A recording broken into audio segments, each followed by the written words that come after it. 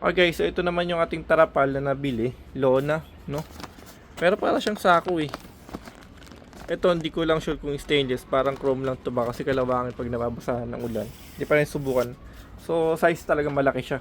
Pero kasi yung pinagsukatan natin, ito lang naman. So kaya naka-2 paper sa likod, guys. Ayan.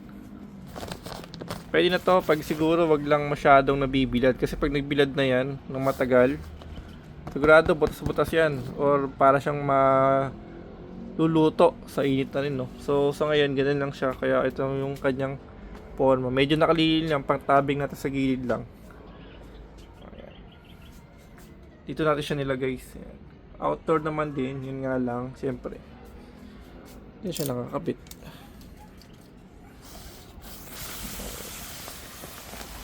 So yun lang muna guys, and thank you for watching po, no?